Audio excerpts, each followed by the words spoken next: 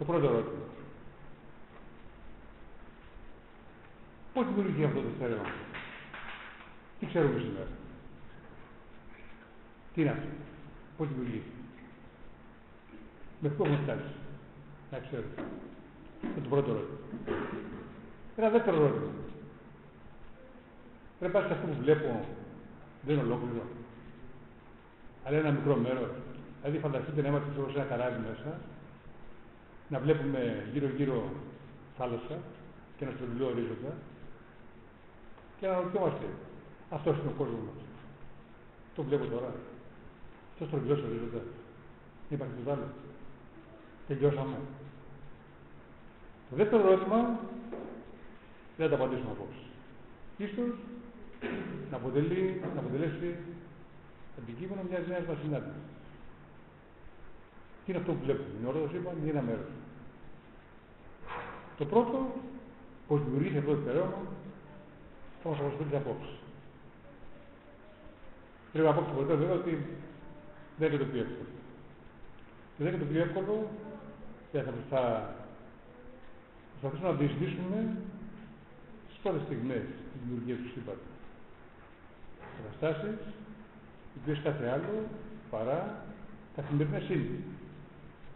Καταστάσεις, οι οποίες κάθε άλλο παρά υλοποιήσιμες εδώ στη γη είναι. Αλλά θα κάνουμε αυτή την προσπάθεια. Πριν κάνουμε αυτή την προσπάθεια όμως, κάνουμε μια παρατήρηση. Αν κάποιος μου πει, λέω μια του σύμπαντος, έτσι, και μου πει, δώσε μου ένα υλικό σημείο από αυτό που βλέπεις εκεί. Θα πάω εγώ, θα δώσω να σου πω αυτό. Του κουτοβελάκι. Θα πάει κάποιος άλλος, θα πει αυτό. Κάποιος άλλος θα δώσει αυτό. Αυτή είναι γαλαξίες όμως. Που σημαίνει ότι οι γαλαξίες είναι κοσμολογικό αντικείμενο. Η συμπεριφορά του μου δίνει πληροφορίες για όλο το σύμπαν. Εντάξει. Μιλάμε υπερβολές τώρα, εντάξει. Ως έναν βαθμό. Και ο αστέρας βέβαια μου δίνει πληροφορίες έμεσες για το σύμπαν, αλλά ο γαλαξίες μου δίνει πιο άμεσες πληροφορίες. Άρα λοιπόν, αν θέλω να πάρω πληροφορίες για το σύμπαν ολόκληρο, θα πρέπει να δω πώς συμπεριφέρονται οι γαλαξίες. Αυτός είναι ο ελάχιστος δομικός μύθος του σύμπαντος. Πώς δημιουργήθηκε μόνο αυτό το στερεό? Τι ξέρουμε σήμερα? Εδώ βλέπουμε μια ομάδα από γαλαξίες. Και το 1930, ο κύριος που βλέπετε εκεί, που λέγεται Hubble, ο Αμερικανός αστρονόμος Hubble, έκανε την εξής σπουδαία παρατήρηση. Παρατήρησε ότι όλοι οι γαλαξίες τελικά απομακρύνονται ένας από τον άλλο. Και μάλιστα όσο πιο μακριά είναι, τόσο πιο γρήγορα είναι η ταχύτητα απομάκρυνσής του. Για την ακρίβεια δεν παρατήρησε αυτό. Φανταστείτε αυτοί οι γαλαξίες που βλέπετε εδώ να είναι ενωμένοι με μια μεμβράνη. Και η μεμβράνη αυτή να διαστέλλεται.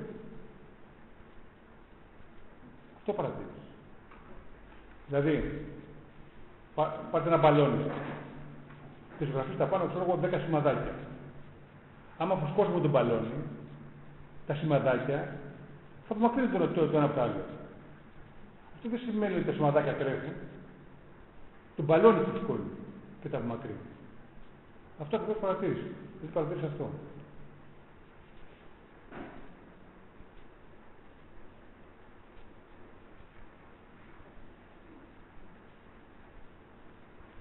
Κάποιο είχε μουσική, είχε ήχο. Δεν πειράζει όμως. Δεν πειράζει. Δεν τώρα αυτό το ήχο πάνω. Αλλά δεν πειράζει. Ωραία, εντάξει. Και μας παρατήρησε ότι, όπως είπα προηγουμένως, η ταχύτητα απομάκρυνσής του είναι ανάλογη της απόστασης. Αυτή η σταθερά αναλογία, θα ήταν μαθηματικά, μην φοβόσαστε. Λέμε σταθερά του Hubble. Και κάθε χρονική περίοδο, κάθε εποχή, έχει και μία τιμή. Είναι σταθερά, αλλά δεν είναι ανέκαθεν τόση. Σήμερα ξέρουμε ότι είναι 50. Για σιγά. Αν σήμερα απομακρύνονται, θα ήταν πιο κοντά. Κάτι τίποτα πιο κοντά. Κάτι τίποτα ακόμα πιο κοντά. Δηλαδή, αν πάμε πίσω στον χρόνο, Θα πίσω στον χρόνο. Θα δούμε. Το θέλω.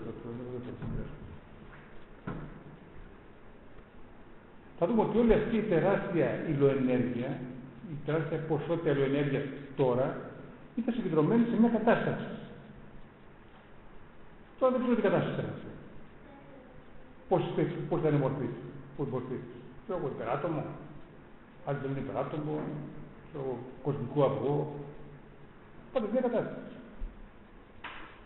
Έτσι. Και ξαφνικά, αυτή η τεράστια πυκνότητα υλοενέργειας, προσέξτε, έχουμε μια κατάσταση που έχει άπειρη θερμοκρασία, σχεδόν άπειρη ενέργεια, άπειρη πυκνότητα ενέργειας, και μέχρι στιγμής βέβαια, εντάξει, τώρα καθόλου ήλιο. Και ξαφνικά λοιπόν, αυτή εδώ έκανε μεγάλο bang. Είναι το λεγόμενο Big Bang. Μεγάλη έκπληξη. Τι γίνεται το πώς.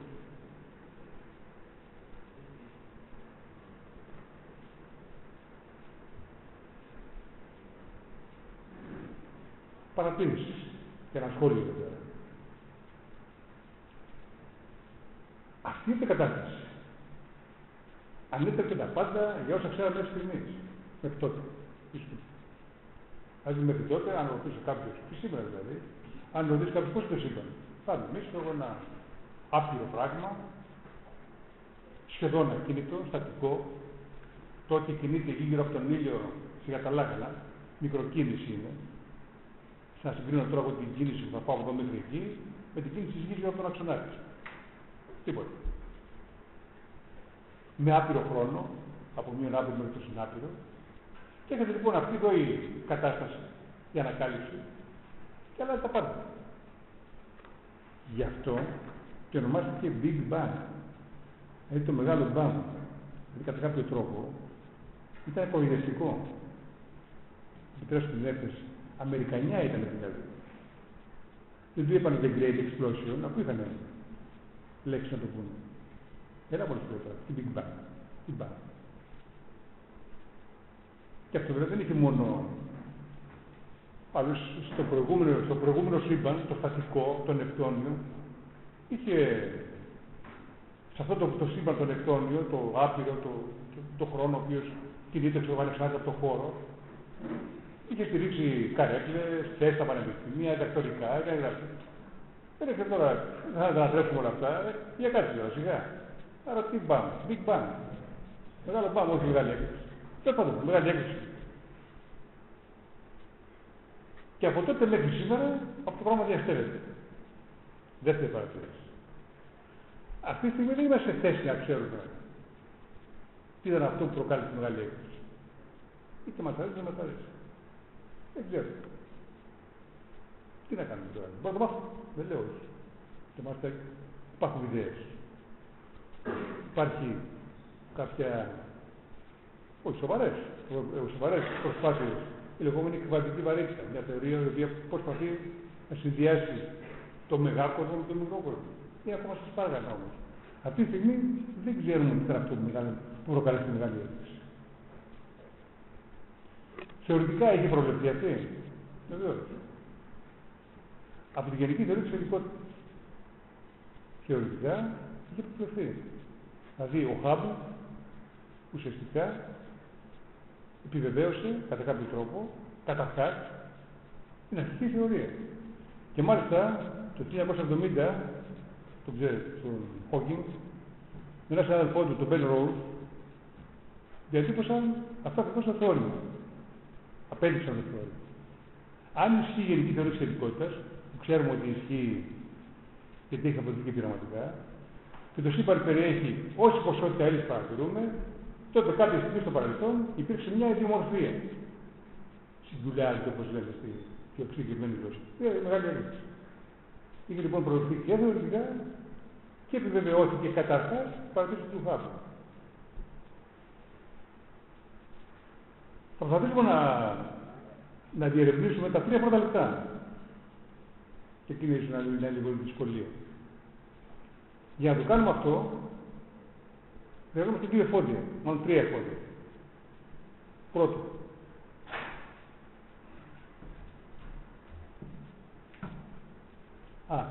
μισό λεπτό πριν πάμε, φτάσουμε σε αυτό. Δεν είναι δύσκολο να εκτιμήσουμε την ηλικία του σύμπαντος. Εμείς τώρα, είναι αυτό που θα πω, είναι τελείως ηλικιακό. Και πιο εύκολο. Αν πάρετε 2 γαλαξίες που απέχουν απόσταση κάποια απόσταση μεταξύ τους, δεν είναι εύκολο να υπολογίσει την απόσταση 2 γαλαξιών. Αν τέλος πάντων, ας πούμε, την υπολογίσαμε, τότε, σύμφωνα με τον νόμο του Χάμπλ, η ταχύτητα απομάκρυνσης είναι h επί d. Τα σωματίδια αυτών των 2 γαλαξιών, σύμφωνα με το Big Bang, ήταν κάπου σε επαφή. Συνεπώς, ο χρόνος που χρειάστηκε για να βρεθούν σε αυτήν την απόσταση είναι απόσταση ή ταχύτητα. Και από κάνουμε τις πράξεις, βρίσκουν περίπου 20 δισεκατομμύρια χρόνια. Αυτό είναι ένα ανώτερο ταβάνι της ανθρωπιάς. Ακριβέστεροι υπολογισμοί καταλήγουν ότι η ηλικία του σύμπαντος, αυτοί που καταλαβαίνουν με τα μυαλά τα δικά μας και το χρόνο έτσι που το καταλαβαίνουμε, είναι περίπου 15 συν πλην 3 δισεκατομμύρια χρόνια. Δηλαδή από 12 έως 18 δισεκατομμύρια χρόνια έχει μέσα σημαίνει την ηλικία του σύμπαντος. Για να προσεγγίσουμε λοιπόν τα 3 πρώτα λεπτά που λέγαμε προηγουμένως, μου χρειάζονται 3 εργαλεία. Το πρώτο είναι αυτό εδώ. Πώς είναι η δομή της ύλης. Τι ξέρω από το σχολείο, πώς την υπερτιμίζω. Είναι αυτή εδώ. Ο ελάχιστος δομικός λίθος της ύλης είναι το κουάρτ. Μην μου πείτε ότι είναι κάτω πιο μικρό από το κουάρτ, γιατί το κουάρτ είναι λίγο πιο δύσκολο. 3 κουάρτ μου φτιάχνουν ένα πρωτόνιο, μικρό. Πρωτόνια και ηλεκτρόνια μου φτιάχνουν ένα πυρήνα. Πυρήνας με ηλεκτρόνια φτιάχνουν το άτομο και από εκεί πέρα το μόριο και τα μεγαλομόρια, αλλά μας ενδιαφέρει μέχρι εδώ. Δεν μας ενδιαφέρει ούτε το μόριο ούτε τα μεγαλομόρια του DNA κλπ. Αυτό είναι το ένα. Το δεύτερο εργαλείο που χρειάζεται να ξέρουμε είναι αυτό που λέμε, άμα ρωτήσουμε σήμερα, πόσες δυνάμεις έχουν στη φύση. Απειρές. Ό,τι τη βλέπω δηλαδή είναι δύναμη. Όχι. Είναι μόνο 4. Για αυτές λίγο πολύ ξέρουμε. Η μία είναι βαρύτητα, που έχει άπειρα εμβέλεια και είναι πιο ασθενής όλων. Είναι υπεύθυνη βέβαια για την περιφορά της γης γύρω από τον ήλιο, για την περιφορά της σωλήνης γύρω από τη γη κλπ. Την ξέρουμε όλοι την βαρύτητα. Και για τότε βρίσκονται πάνω στη γη και δεν πετάμε. Η δεύτερη είναι η ηλεκτρομαγνητική δύναμη. Είναι αυτή που είναι υπεύθυνη για οτιδήποτε συμβαίνει μέσα, ηλεκτρομαγνητικό. Για το φως που βλέπετε εκεί, για τον υπολογιστή, για τα φώτα κλπ. Αυτό που μαθαίνουμε από το σχολείο. Είναι εκείνη που συγκρατεί τα ηλεκτρόνια γύρω από αυτά. Και που μαθαίνουν τα παιδιά στο σχολείο, σαν δύναμη του λόγου. Οι άλλες δύο είναι πιο άγνωστες λίγο. Η άλλη είναι η ασθενής πυρηνική. Ένα νετρόνιο, μέσα στο ένα νετρόνιο έχει μέσα ένα πρωτόνιο, ένα ηλεκτρόνιο και ένα νετρίνο. Αυτά συγκρατούνται με μια δύναμη που λέγεται ασθενής πυρηνική. Αυτή η διάσταση λέγεται και διάσταση β. Και η τρίτη, η τέταρτη μάλλον, είναι ισχυρή πυρηνική. Είναι αυτή που συγκρατεί τα κουάρτ μέσα στα πρωτόνια και τα πρωτόνια μέσα στους πυρήνες. Αυτή είναι η πιο ισχυρή από όλες. Αλλά έχει πολύ μικρή εμβέλεια. Δηλαδή, αν εδώ πέρα, αν απομακρύνεται λίγο αυτά τα δύο πρωτόνια, φύγανε. Λίγο τα απομακρύνεται, έφυγε. Εκεί όμως είναι πάρα πολύ ισχυρά το ένα με το άλλο δεμένο. Δηλαδή, αυτό που έκανα τώρα εγώ δεν είναι μια καινούργια δύναμη. Αυτή δεν είναι μια καινούργια δύναμη. Ουσιαστικά είναι μια ηλεκτρομαγνητική. Μόλις έφερα τα χέρια μου σε επαφή, παρένθεση, η μεγαλύτερη ψευδέση που έχουν είναι η αυτή, θα το συζητήσουμε κάποια άλλη ώρα. Αυτή εδώ ουσιαστικά είναι η δύναμη μεταξύ των ηλεκτρονίων αυτού του κερδιού με τα αυτού του κερδιού. Η αυτή που είπαμε προηγουμένως ηλεκτρομαγνητική. Αυτή η άποψη. Υπάρχει άλλη δύναμη. Βέβαια το ερώτημα είναι γιατί 4 και όχι 5. Ή μάλλον, να το πω διαφορετικά, μπας και είναι όλες μία και δεν το έχουν πάρει χαμπάρι. Έτσι, από την άλλη θέμα. Το δεύτερο εργαλείο είναι αυτό λοιπόν. Και το τρίτο, να φανταστείτε ότι όταν ακούτε μεγάλη θερμοκρασία κάποιου αερίου, φανταστείτε ότι τα σωματίδια αυτού του αερίου να ακούγονται πολύ μεγάλες ταχύτητες. Αυτό θα πει μεγάλη θερμοκρασία, δηλαδή μεταφράζεται στην κινητική ενέργεια των σωματιδίων. Και μάλιστα, αν έχετε εδώ ένα πρωτόνιο και εδώ ένα ηλεκτρόνιο και αυτά που κινούνται μεγάλη ταχύτητα, η πιθανότητα να συλληφθεί το πρωτόνιο, το ηλεκτρόνιο από το πρωτόνιο είναι πολύ, πολύ λίγη. Αν όμως η ταχύτητα είναι μικρή, τότε μπορεί να συλληφθεί. Και να κάνω ένα ουδέτερο άτομο. Δηλαδή, όσο πιο χαμηλές θερμοκρασίες έχω, τόσο πιο ουδέτερη είναι η ύλη. Όσο πιο ψηλές θερμοκρασίες έχω, τόσο πιο ξεκάμπανη είναι η ύλη. Τα σωματίδια κινούνται ελεύθερα, χωρίς το ένα να επηρεάζει το άλλο. Αυτά είναι τα τρία πράγματα. Και έτσι λοιπόν, έχοντας υπόψη μας αυτά, μπορούμε να προσπαθήσουμε να προσεγγίσουμε τα τρία πρώτα λεπτά. Χρονική στιγμή 0. Μεγάλη έκπληξη. Παρατήρηση. Δεν έχει νόημα να ρωτήσω τι ήταν πριν τη μεγάλη έκπληξη. Δεν έχει νόημα ο χρόνος ξεκάθαρα από το χώρο. Ο χώρος με το χρόνο σχηματίστηκαν ταυτόχρονα. Είναι το λεγόμενο χωροχρονικό συνεχές. Πού το ξέρω. Μου το λέει σχετικότητα, η οποία έχει αποδειχθεί και πειραματικά. Είτε μας αρέσει είτε μας αρέσει. Δεν μπορώ να έχω χρόνο χωρίς χώρο. Ξεκάθαρα. Δεν γίνεται. Είναι δεδομένο πια. Άρα λοιπόν το πριν τη μεγάλη έκπληξη δεν έχει κανένα απολύτως νόημα. Και μιλάω δεν από θεολογική άποψη. Λέω καθαρά φυσική. Φυσικούς όρους. Δεύτερον, στη συνέχεια θα ακολουθήσουν μερικές εποχές, των οποίων η χρονική διάρκεια θα είναι πάρα πολύ μικρή. Μερικά εκατομμυριωστά δευτερολέπτα. Οι αλλαγές όμως που έγιναν εκεί μέσα ήταν κοσμογονικές. Και μάλιστα η μία εποχή δεν έχει καμία σχέση με την άλλη. Η πρώτη εποχή είναι η λεγόμενη εποχή Πλάνκ. Προσέξτε τη διάρκεια της, 10 δευτερόλεπτα. Εκεί δεν είμαστε σε θέση να γνωρίζουμε τι. Τουλάχιστον προς το παρόν. Αργότερα πάμε το μάθημα. Προς το παρόν δεν ξέρουμε τι έγινε εκεί. Τι κατάσταση είχαμε, τι ενεργειακές κατάσταση είχαμε, πόσες ενεργειακές κατάσταση είχαμε, δεν ξέρουμε. Τι να κάνουμε τώρα, αργότερα μπορούμε να το μάθουμε. Για τις άλλες εποχές είμαστε σε θέση να εικάσουμε ως ένα μεγάλο βαθμό το τι έγινε. Και η πρώτη από όλες είναι η λεγόμενη εποχή της μεγάλης ενοποίησης. Προσέξτε το χρονικό διάστημα, 10:43 έως 10:36 δευτερόλεπτα. Απίστευτα μεγάλες θερμοκρασίες και απίστευτα μεγάλες ενέργειες. Σε αυτή την εποχή, την εποχή της μεγάλης ενοποίησης, λέγεται εποχή της μεγάλης ενοποίησης, διότι θυμάστε που λέγαμε τις 4 δυνάμεις προηγουμένως. Σε αυτές τις ενέργειες, από τις 4, οι 3 ήταν ένα. Ήταν ένα σώμα, ήταν ενωμένες.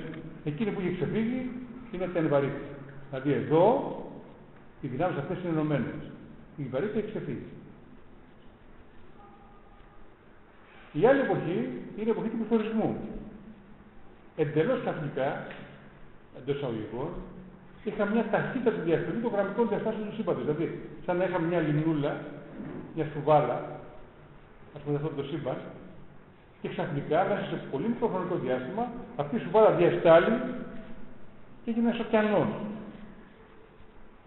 Είναι λοιπόν η εποχή του πληθωρισμού. Θα μου πείτε, γιατί είπαμε αυτό, για να εξηγήσουμε τι. Και όχι.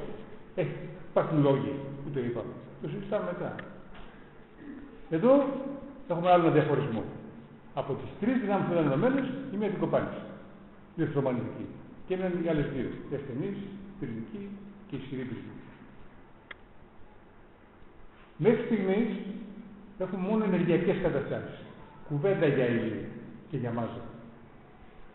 Κουβέντα. Είναι μόνο ενεργειακές καταστάσεις. Σύμφωνα με το στάνταρ κοσμολογικό μοντέλο αυτό που λέμε τώρα, η μάζα εμφανίστηκε σε αυτή την εποχή. Την επόμενη, την λεγόμενη εκφραστενή. Πώς εμφανίστηκε, ερωτηματικό. Ποιος φιλοδοξεί να εξηγήσει αυτή την εμφάνιση της μάζας? Ο λεγόμενος μηχανισμός Higgs, που ακούμε το σωματίδιο του Θεού, το πείραμα ΣΕΡ κλπ. Εδώ εμφανίζεται το πείραμα ΣΕΡ. Και εδώ βέβαια έχουμε πλήρη διαχωρισμό των δυνάμεων στις 4 μορφές που θέλουμε σήμερα. Εφόσον εδώ πέρα αρχίζει και εμφανίζεται η ύλη, η μάζα, ο ελάχιστος δομικός λίθος που είπαμε προηγουμένως θα είναι το κουάρτ. Άρα η επόμενη εποχή είναι η εποχή των κουάρτ. Έχουμε δηλαδή το σημαντικό των κουάρτ. Όσο πέφτει η θερμοκρασία του σύμπαντος, γιατί συνεχώς πέφτει, όσο διαφέρεται, θα μειώνει η θερμοκρασία, δηλαδή τα σωματίδια κινούνται όλο και πιο αργά. Οφόσον τα κουάρτ κινούνται όλο και πιο αργά, έχουν πιθανότητες να συλληφθούν και να ανανεωθούν και να κάνουν ένα καινούριο σωματίδιο πώς θα το πούμε, πρωτόνιο. Άρα η εποχή των πρωτονίων ή καλύτερα των αδρονίων, των βαριών στοιχείων. Πρωτόνια και νετρόνια που κάνουν τα λεγόμενα αδρόνια ή βαριόνια. Και πλησιάζοντας προς το τέλος αυτής της εποχής, στα 3 πρώτα λεπτά, έχουμε και την εποχή των γνωστών πια ηλεκτρονίων, μειονίων. Έχουν πιάσει την ύλη στη μορφή που τίνει όπως η τωρινή. Προσέχουμε. Μέχρι στιγμής η ύλη με την ακτινοβολία είναι συζευγμένες. Δηλαδή, όσες μονάδες ακτινοβολίας είχατε, τόσες μονάδες ύλης είχατε. Έχουμε. Έχουμε σύζευξη, δηλαδή ύλη και ακτινοβολία. Δηλαδή, θα να έχετε ένα χώρο, ένα μικρό συννεφάκι, πόσα φωτόνια μονάδες ακτινοβολίας έχουμε, τόσα και σωματίδια. Δηλαδή, αν έχουμε 100 θα είναι και αυτά. Οπότε δεν μπορεί να ξεφύγει η ακτινοβολία. Συναμβάνεται όσα φωτόνια απορροφούνται, αλλά τόσα επανεκπέμπονται. Είναι αυτή η ισορροπία. Θα τα δούμε εδώ σε περίληψη. Μαζί. Το πείραμα CERN φιλοδοξεί να φτάσει μέχρι εδώ. Την εποχή του υπερσθενούς. Δηλαδή να δημιουργήσει τέτοιες ενέργειες που ισοδυναμούν με αυτήν την εποχή. Αν θέλουμε να πάμε λίγο παραπάνω, εδώ, ας πούμε στην εποχή της μεγάλης ενοποίησης, που όλα ήταν ενωμένα. Και αυτό κατά κάποιο τρόπο είναι ο στόχος μας, θα λέγαμε. Έτσι. Αν θέλουμε να πάμε παραπάνω, μισό λεπτό, για να γίνει αυτό το πείραμα, όπως θα ξέρετε, να το υλοποιήσουμε, να φτιάξουμε δηλαδή ενέργειες συγκρίσιμες με την εκπαιδευτική εποχή, χρειαστήκαμε ένα επιταχυντή στην Ελβετία, στη γενναία της Ελβετίας, ένα επιταχυντή περίπου 25 χιλιόμετρα. Έτσι, ένα τεράστιο κύκλο, 25 χιλιόμετρα, να διώξουμε από εδώ μια δέσμη πρωτονίων, από εδώ άλλη μια δέσμη πρωτονίων, τα οποία θα πλησιάσουν την ακτίνα του φωτός και όταν θα συγκρουστούν θα δημιουργήσουν ενέργειες παρόμοιες με εκείνη την εποχή. Αν θέλουμε να πάμε λίγο παραπάνω, πού, εδώ δηλαδή, στην εποχή της μεγάλης συνοποίησης, τι επιταχυντή θα χρειαστούμε. Θα χρειαστούμε έναν επιταχυντή, όχι 25 χιλιόμετρα, αλλά έναν επιταχυντή, ο οποίος θα έχει μήκος περίπου όσο η διάμετρος του ηλιακού μας συστήματος. Δηλαδή θέλουμε ένα τέτοιο επιταχυντή. Βλέπετε λοιπόν πόσο απέχουμε από την προηγούμενη χρονική στιγμή, από την προηγούμενη εποχή. Και μια δεύτερη παρατήρηση. Ξαναγυρίζω λίγο εδώ. Αυτές οι χρονικές στιγμές που βλέπετε εδώ είναι τελείως συμβατικές και δικές μας. Δικές μας σύμφωνα με τα δικά μας τα μυαλά και τα δεδομένα σαν ευτόνια. Για κοιτάξτε όμως, εκείνη την εποχή το σύμπαν ήταν πάρα πολύ καμπυλωμένο. Ξέρουμε όμως από τη σχετικότητα ότι όσο πιο καμπυλωμένος είναι ένας χώρος, τόσο μεγαλύτερη διάρκεια του δευτερολέπτου του. Χώρος και χρόνος πάνε μαζί. Άρα λοιπόν αυτά είναι τελείως ενδεικτικά. Είναι πολύ πιθανό αυτά τα χρονικά διαστήματα που βλέπω εδώ να είναι σύμφωνα με τα δικά μας τα μυαλά άπειρα. Άρα λοιπόν και χρονικά πραγματικά απέχουμε από τις προηγούμενες εποχές. Και δεν ξέρω καν να έχουμε φτάσει στην εδώ ακόμα, έτσι. Με το πείραμα του ΣΕΡ.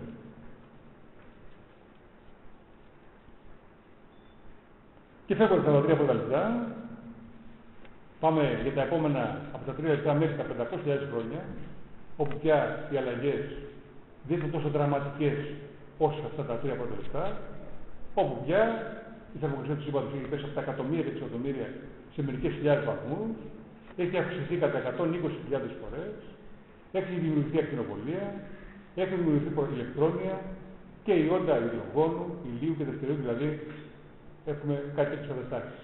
Ένα πρωτόνιο και ένα νετρόνιο ενώνονται, που σχηματίζουν αυτό ενώνεται με κάποιο άλλο από εδώ, που σχηματίζει ένα τρίτο στοιχείο που λέγεται ήλιο. Προσέξτε, ακόμα δεν έχουμε την ύλη την ουδέτερη. Που να έχουμε δηλαδή άτομο, πυρήνα και γύρω-γύρω τα ηλεκτρόνια. Ακόμα είναι ξεκάμπανα αυτά. Τρέχουν και σχηματίζουν μικροπυρήνες και όχι τους γνωστούς πυρήνες που έχουμε σήμερα. Εδώ θα λέει κανείς ότι τελειώνει η προϊστορία του σύμπαντος. Όπως ξέρουμε όμως, μετά την προϊστορία έρχεται και πια η ιστορία. Ποια είναι η διαφορά μεταξύ προϊστορίας και ιστορίας? Λέγεται ιστορία, διότι από εδώ και πέρα έχουμε γραπτά μνημεία. Τι γραπτά, θα τα γράψουν οι δηλαδή. Τι περιμένουμε δηλαδή. Περιμένουμε κάτι να δούμε από εδώ και πέρα, από τα 500 χρόνια και μετά, κάτι να δούμε ή κάτι να καταγράψουμε με τα όργανα μας. Και γιατί το περιμένουμε αυτό? Διότι στα 500.000 χρόνια περίπου εκεί κοντά, η ύλη παίρνει την κανονική της μορφή. Έχει πέσει τεχνολογία, οπότε έχουμε την κανονική της μορφή που ξέρουμε σήμερα. Ένα πυρήνα και κύριε τα ηλεκτρόνια. Ναι, αλλά άμα γίνει αυτό, τότε αποδεσμεύεται η ακτινοβολία από την ύλη.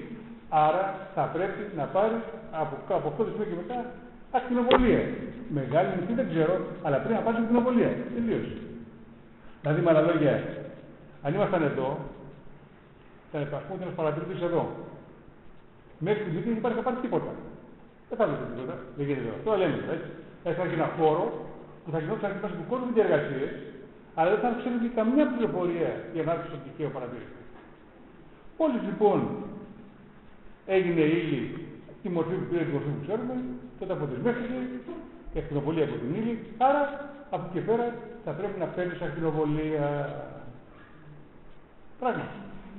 Αυτή η ακτινοβολία που πήραμε λέγεται κοσμική ακτινοβολία υποβάθμου. Και πότε την καταγράψαμε?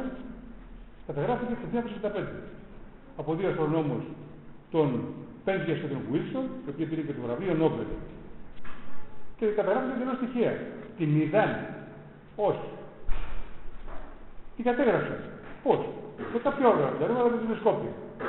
Κατέγραψαν λοιπόν από παντού, δηλαδή το έφραμένο προς τα δω. Παίρνουν αυτή την ακτινοβολία. Και κάποια συγκεκριμένα στοιχεία. Το στρέφανε προς τα εκεί. Πάλι την ίδια ακτινοβολία. Το στρέφανε προς τα δω. Πάλι την ίδια ακτινοβολία. Πήγαν στο βόρειο πόλο, ας πούμε. Πήγαν σε ένα σημείο Α της γης και μετά πήγαν στο διαμετρικό του. Στρέψαν το τηλεσκόπιο προς τα πάνω, πήραν την ίδια ακτινοβολία που πήραν και από το διαμετρικό σημείο. Είχε δηλαδή μια φοβερή ισοτροπία αυτή η ακτινοβολία. Και μάλιστα όλο αυτό επιβεβαιώθηκε από αυτή την αποστολή. Από την αποστολή Wilkinson Microwave Anisotropy Probe. Όπου για 5 χρόνια μια διευθυντική αποστολή με αυτά τα στοιχεία, WMAP, και 5 χρόνια από όλες τις μεριές του σύμπαντος και έξω από τη λίμνη ατμόσφαιρα κατέργασε αυτή την τελείως ισοτροπημένη ακτινοβολία που αποτελεί το βέβαια πολύ ασθενής, θα αντιστοιχεί στους μείον 270 βαθμούς Κελσίου, στους βαθμούς Κέλβιν, και οι διαφορές που βλέπετε εδώ μεταξύ του μπλε και του κίτρινου είναι 0,0002 Κέλβιν. Σημαίνει ότι έχουμε πλήρη ισοτροπία. Αν θέλουμε δηλαδή να πούμε ότι αυτή η κοσμική ακτινοβολία του βάθρου ουσιαστικά, έτσι θα το πούμε έτσι λίγο μεταφορικά, ήταν ο απόϊχος της μεγάλης έκρηξης. Δηλαδή, αν κάπου γίνεται μια έκρηξη, κάποια στιγμή περιμένει να ακούσει και τον ήχο. Να το ήχο.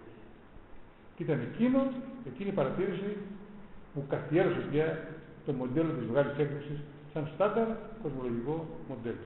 Είναι εκείνο που ουσιαστικά αποτέλεσε την απόδειξη, θα έλεγε κανείς, των όλων όσοι είπαμε προηγουμένως. Εν πάση περιπτώσει, μια εξαιρετικά καλή ερμηνεία. Τα επόμενα 1.000.000 χρόνια, μέσα σε αυτό πια το ομογενές σύμπαν, σχηματίζονται τυχαίες ανομοιογένειες, που λόγω της βαρύτητάς τους να γίνουν σημαντικές συγκεντρώσεις ύλης και έτσι να έχουμε σχηματισμό γαλαξιών, μέσα στους γαλαξίες σχηματισμό αστέρων και μέσα στους πλανήτες και μέσα στους αστέρες, γύρω από τους αστέρες, πιθανόν σχηματισμό πλανητών. Βέβαια εδώ πέρα έχουμε ένα ανοιχτό θέμα και δεν έχουμε ακόμα απάντηση. Είναι αυτό. Βλέπετε εδώ σε αυτήν την εικόνα ότι αυτή η ομάδα από γαλαξίες βλέπετε ότι έχουν όλοι περίπου την ίδια μάζα. Γιατί? Αυτό που ξέραμε προηγουμένως, να γυρίσουμε λίγο πίσω, τυχαίες ανομοιογένειες στην κατανομή της ύλης. Αυτά είναι τυχαίες, πώς βγήκαν να έχουν όλοι περίπου την ίδια μάζα. Είναι ένα από τα πιο ανοιχτά θέματα έρευνας στην κοσμολογία. Η εποχή μας, η παρούσα εποχή μάλλον, τελειώνει με τη δημιουργία του ηλιακού συστήματος, κάπου 10 δισεκατομμύρια χρόνια μετά, και τη Γη μισό δισεκατομμύρια χρόνια περίπου αργότερα. Όλο αυτό είναι συγκεκριμένο σε αυτό το σχήμα που βλέπετε. Μεγάλη έκρηξη, εποχή Planck, μεγάλη ενοποίηση, αύξηση των γραμμικών διαστάσεων του σύμπαντος, οι εποχές με τα 3-4 λεπτά, τα 500.000 χρόνια περίπου, μέχρι εδώ είναι η προϊστορία και από εδώ και πέρα έχουμε πληροφορίες. Από αυτό το σημείο και μετά πήραμε την κοσμική ακτινοβολία υποβάθμιση. Και αν θέλουμε να συμπληρώσουμε το σύμπαν σε μια μέρα, δηλαδή τη διάρκεια του σε μια μέρα, αν υποθέσουμε ότι η μεγάλη έκρηξη έγινε στις 12 ώρα τα μεσάνυχτα, ο ήλιος σχηματίζει στις 4 ώρα το πρωί, η γη στις 4:38, η σελήνη 4:48, η πρώτη μονοκύτταρη μορφή ζωής πάνω στη γη στις 5:55, ο ήλιος θα εξακολουθήσει να ζει μέχρι αύριο στις 8 ώρα το πρωί, 8:19 θα έχει γίνει λευκός νάνος. Αυτή είναι η ιστορία του σύμπαντος, η χρονική διάρκεια του σύμπαντος, συμπιεσμένη σε μια μέρα. Το μέλλον, τι μας επιφυλάσσει το μέλλον του σύμπαντος? Θα συνεχίσει να διαστέλλεται αιώνια, θα διαστέλλεται μέχρι αυτή τη στιγμή διαστέλλεται. Θα διαστέλλεται μέχρι ενός σημείου και μετά θα αρχίσει να συστέλλεται. Θα διαστέλλεται μέχρι ενός σημείου και μετά θα είναι σταθερό. Δηλαδή, θα έχουμε ένα ανοιχτό σύμπαν, ένα επίπεδο είναι κλειστό. Δηλαδή, θα έχουμε αυτό, θα είναι καλύτερο εδώ. Θα συνεχίσει να διαστέλλεται και μετά να συστέλλεται και να καταλήξει σε μια μεγάλη σύγκριση.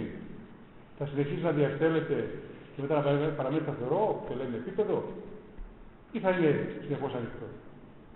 Για να ξέρουμε, για να δώσουμε απάντηση σε αυτό το ερώτημα, θα πρέπει να ξέρουμε το ρυθμό διαστολής του. Αλλά όχι έτσι ξεκάθαρα, σε σύγκριση με ένα κρίσιμο ρυθμό διαστολής. Ας πούμε, αν μας ρωτήσουν τι μορφή έχει το νερό, δεν θα πρέπει να μας πούνε ποια θερμοκρασία έχει σε σχέση με το 0. Άρα η κρίσιμη θερμοκρασία, ας πούμε, για την δείξη του νερού, το 0. Έτσι και εδώ. Ο κρίσιμος ρυθμός διαστολής, ας πούμε, ότι είναι 1. Ο παρατηρούμενος ρυθμός διαστολής είναι τόσο κοντά στο 1 που δεν μας επιτρέπει να αποφανθούμε αν θα ακολουθήσει αυτή την πορεία ή την άλλη πορεία. Ναι, αλλά εάν 15 δισεκατομμύρια χρόνια μετά ο ρυθμός διαστολής είναι τόσο κοντά στο 1, πόσο κοντά ήταν τις πρώτες στιγμές μετά τη μεγάλη έκρηξη? Εδώ επιτρέψω να πω ότι η απάντηση είναι συγκλονιστική. Εάν ένα δευτερόλεπτο μετά τη μεγάλη έκρηξη ο ρυθμός διαστολής του σύμπαντος ήταν κατά 1/100 τετράκις εκατομμύρια διαφορετικός, όπως είπα, 1/100 τετράκις εκατομμύρια διαφορετικός, τότε είτε πάνω είτε ήταν κάτω, σε κάθε περίπτωση δεν θα υπήρχε ούτε το σύμπαν, ούτε ο ήλιος, ούτε οι αστέρες, ούτε η γη, ούτε εσείς και εγώ θα καθόμαστε εδώ και να το συζητάμε. Εδώ φαίνεται καθαρά εδώ. Αν ένα ο ρυθμός διαστολής, αν ήταν λίγο παραπάνω, 1,02, όχι, αυτό είναι μεγάλο, έτσι. Αλλά εδώ πέρα βλέπετε ότι σε μερικά δευτερόλεπτα, αυτό είναι δευτερόλεπτα, σε μερικά δευτερόλεπτα θα έχει ξεφύγει. Θα ήταν τόσο έντονη η διαστολή του, δεν θα προλάβει να δημιουργηθούν οι γαλαξίες, άρα ούτε και εμείς. Αν ήταν πάλι λίγο παρακάτω, πάλι θα έχει συσταλεί γρήγορα. Οπότε πάλι θα πούμε ότι η γαλαξία θα έχει ό,τι είχε δημιουργηθεί θα έχει καταρρεύσει, και πάλι σε μια άλλη κατάσταση και ούτω καθεξής. Ήταν απίστευτα κοντά στο έργο. Θα βάλουμε και τον ήχο. Δεν είπαμε προηγουμένως ότι η κοσμική ακτινοβολία υποβάθρου είναι ταυτόχρονα και ο απόϊχος της μεγάλης έκρηξης? Δηλαδή αυτή τη φωτογραφία. Βλέπουμε. Μπορούμε να την ακούσουμε κιόλας. Αυτή την κοσμική ακτινοβολία υποβάθρου.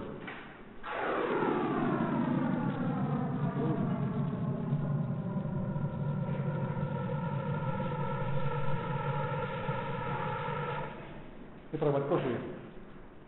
Βέβαια τι έγινε? Θα ακούσουμε μια φορά.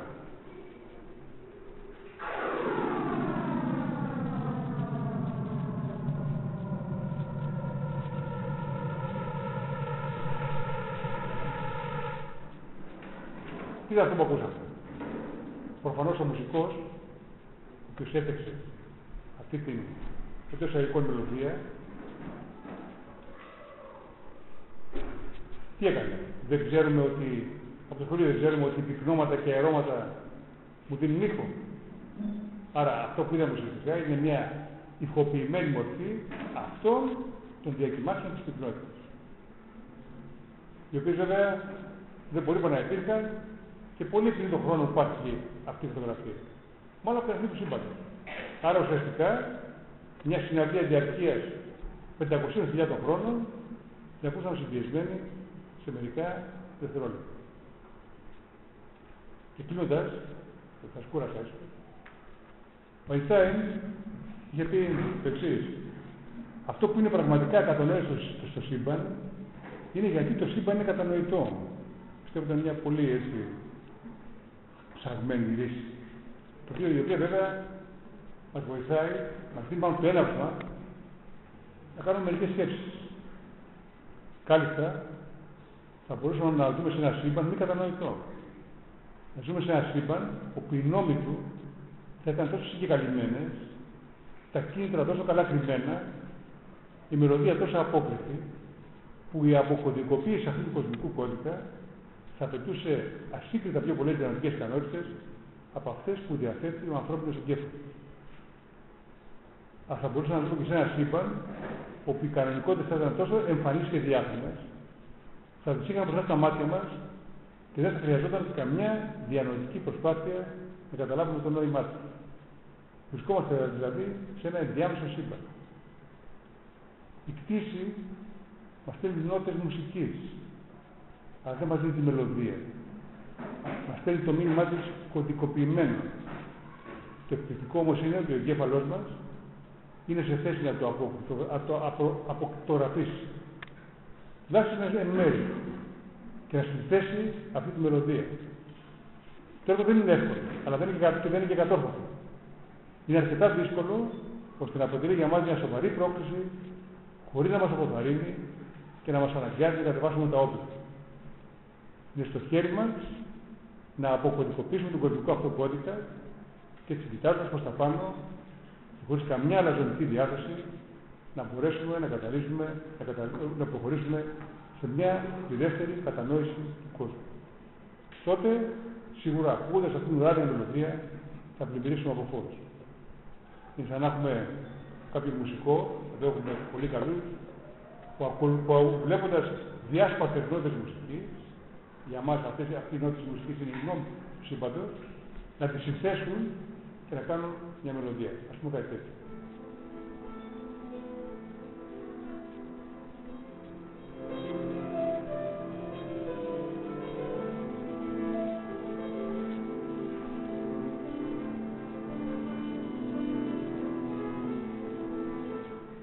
Ευχαριστώ για την προσοχή και την ομονή σας. Δεν εμφανίζεται αυτό σαν μαθηματική κατάσταση. Δεν υπάρχει κι άλλο συμπάτων, δεν είναι πλέον το δικό μας, μια σχέση και μάλλον το δικό νόμο. Αυτό είναι καθαρά θεωρητικό. Προσέξτε, αυτή η μορφή του προορισμού είδατε προηγουμένως που λέγαμε ότι είδαμε τις φωτογραφίες αυτές που παρεμβαίνουν από τα πάνω. Τις φωτογραφίες. Γυρίσαμε από το Σικάγο, περνάμε στα πάνω, και φτάσαμε στο Μαργαρισταντήριο του Λότου. Έχω κάποια φορά να το πει και λόγω τι φωτογραφίες αυτές. Τι πήγαμε εκεί τις πήραμε. Όχι βέβαια. Μήπως στείλαμε κάποιο σήμα. Ξέρω το στείλαμε κάπου από το σήμα που πήγε από εδώ 100.000 φωτό. 100.000 χρόνια να πάει, 1.000 χρόνια να γυρίσει, αν γυρίσει, παίξουμε και γυρίσει. Άρα τι φωτογραφίες αυτές. Μήπως είναι ψεύτικες. Γιατί άμα είναι ψεύτικες, τελειώσαμε. Τι να συζητάμε. Είσαι φαντασίες, πάει τελειώσαμε. Ούτε ψεύτικες είναι. Ούτε εκεί πήγαμε, ούτε σήμερα στείλαμε. Τι φωτογραφίες αυτές. Δηλαδή οι πρώτες ερευνές. Έτσι, περνάμε προς τα πάνω και στο ηλιακό μας σύστημα έχουμε φωτογραφίες στο πραγματικό χρόνο. Από εκεί πέρα για τις πιο μακρινές, εκμεταλλευόμαστε μια πολύ βασική ιδιότητα του σύμπαν. Λέμε το σύμπαν είναι ισότροπο και ομογενές. Τι θα πει αυτό. Αφήστε τα σύμπαν, πάμε εδώ στη γη. Είμαστε ένα καράβι. Εκεί και βλέπουμε μόνο θάλασσα. Δεν βλέπουμε στεριά. Θα βλέπουμε και αστροφιλό ορίζοντα. Ας πούμε, η θάλασσα είναι κυμπαντισμένη. Εμείς ανεβαίνουμε στο κατάστημα, ή κάπου έτσι τέλος πάντων, και φωτογραφίζουμε τη θάλασσα προς τα αριστερά μας και μετά προς τα δεξιά μας. Όταν εμφανίσουμε φωτογραφίες, δεν ξέρουμε τι κατεύθυνση έχει στην πέραξη. Αυτό δεν σημαίνει ότι το κύμα από εδώ ήταν το ίδιο με το κύμα από εκεί. Σαν εικόνα όμως είναι ίδιο. Αυτό είναι η ισοτροπία. Δηλαδή θα είσαι ισότροπο. Όπου και αν κοιτάξεις, παίρνει την ίδια εικόνα. Πώς να σημαίνει ότι αυτό είναι το ίδιο με αυτό, δηλαδή σαν ύλη, σαν ιδιότητες. Αλλά σαν μπορεί να είναι. Και βέβαια δεν συμβαίνει μόνο εκεί που είμαστε, αλλά συμβαίνει σε όλα τα σπίτια πράγματα. Άρα είναι αυτό και ομογενή. Αυτό σημαίνει και με το σύμπαν. Δηλαδή, όσο πιο μακριά κοιτάμε, στο βάθο, με ό,τι μπορεί να είναι, είτε προς τη μια κατεύθυνση είτε προς την άλλη κατεύθυνση, η εικόνα που παίρνουμε είναι την ίδια.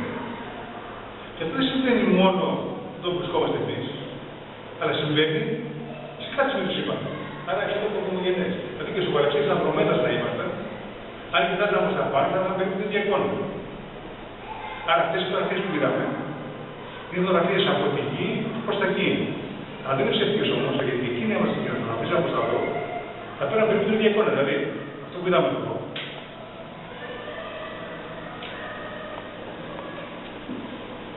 Αυτό εδώ.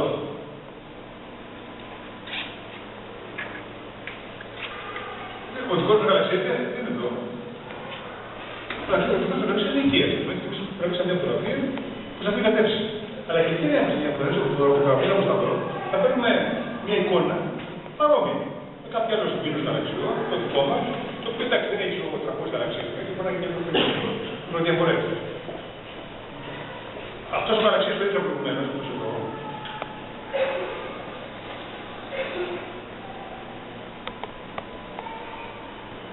Είναι ο δικός μας.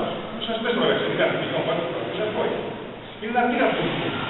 Με έχουμε αντίγραφο του δικού μας το τέλος. Τα δύο γαλαξίες του είναι δικός του. Εντάξει, εύκολα, εμείς το ξέρουμε. Οπότε αυτό είναι ένα αντίγραφο. Έχουμε αντίγραφο του βεβαίως. Έχουμε περίπου ένα 100 δισεκατομμύρια συγγνώμη, 100 δισεκατομμύρια γαλαξίες. Άρα αυτό είναι αντίγραφο. Δηλαδή, σαν να λέμε ότι σε όλο τον πληθυσμό της γης δεν μπορεί να υπάρχει κάποιος άλλος να έχει το ίδιο που μάλλον με εμένα. Είναι αυτό πρέπει. Αλλά το ερώτημα είναι το άλλο. Γιατί το σύμπαν είναι αυτό το πρόβλημα? Δεν όφιλε να είναι. Η θεωρία που εξηγεί αυτή τη ζωή δεν είναι η θεωρία του ορισμού. Και ένα από τον λόγο που διατυπώθηκε ήταν και αυτό. Δηλαδή, αυτή η διαστολή του σύμπαντος ήταν τόσο έντονη, που οποιαδήποτε ήταν η ομοιογέννηση που πήγαν εκεί μέσα, ήταν ομοιογέννηση. Θα ήθελα να έχετε ένα τσαλακωμένο πανί, δεν το ανοίξετε. Αυτά τα τσαλακώματα είναι ομοιογένειες, αλλά κάλασε. Είναι ομοιογένειες. Βέβαια, του ορισμού εξηγεί αυτή την ομοιογένεια. Δεν όφιλε να είναι. Έτσι. Και μέσα στο ίδιο του ορισμού βγαίνουν και μερικές έτσι, μερικά παράπονα που περίπτωτα, όπως το παράλληλα και όμως, δεν ξέρεις. Μάκρυ πολύ